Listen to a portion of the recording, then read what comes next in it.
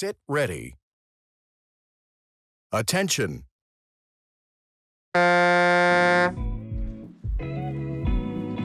Ja veatu start ning siin me peame siis vaatama nüüd taas erinevaid võistlusgruppe. No kõigepealt need kollased virtuaalsed paadid, need kuuluvad kergekaalastele ja seal allpool valged masinad alates number 7 Martin Schmellakaulsist. Nemad on vabaklassi sõudjad, nii et siin selguvad siis kahed medalistid.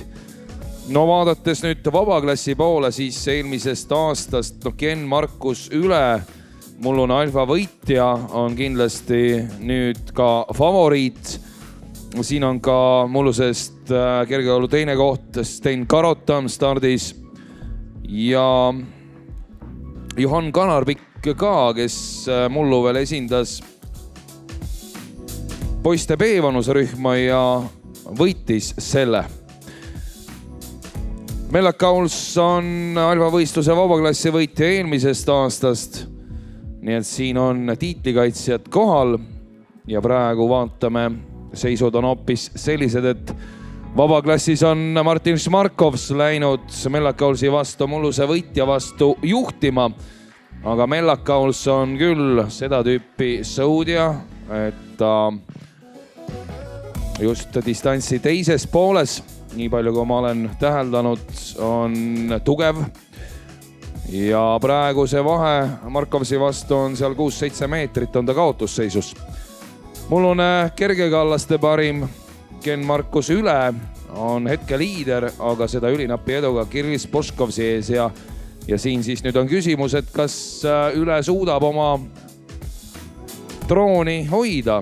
Ehk et siis mullust võitu korrata, sest et mõlemad lätlased, nii Poškovs kui ka Šerstnos on minu meelest no ikka väga üleküljes seal kinni ja nüüd siis, kui on veel umbes 300 meetrit jäänud minna, siis kindlasti intriigi on selles palju ja eks omajagu väike intriig on ikkagi ka vabaklassi võistlejad saatel siin olemas täiesti, sest et vahe on 8-9 meetrit ja 200 meetri peale seda nagu tagasi sõita täiesti võimalik peaks veel olema Mellak-Kaulsil Markovsi vastu ja on ka näha, et Mellak-Kauls hakkab tempot tõstma, on võtnud nõuks Markovsit ikkagi ohustada ja nüüd on 5 meetrit on jäänud kaotusseisu kõigest. Tuleb lähemale Mellak-Kauls Markovsile ja tundub, et läheb ka mööda ja tõesti. Markovs on nüüd nii-öelda müüdud mees ja Mellak-Kauls tuleb ja kaitseb oma mullust tiitlit ja saame õnnitleda siin õige pea võitjat, sellepärast et see lõpp on nii võimas olnud Mellak-Kaulsil, et sealt lihtsalt ka psühholoogiliselt Markovsi vastu minna ja Ken Markus Üle nii samuti kaitseb oma eelmise aasta tiitlit, suudab lätlaste tugeva rünnaku vastu seal seista ja tuleb tulemusega 3.08 kergekaalu võitjana üle lõpujoone Dižis Krokšemsile vabaklassi 3. koht ja Theodoros Šerstnovs Lätist kergekaalu 2. ja tema kaasmaalane Kirill Spoškovs 3.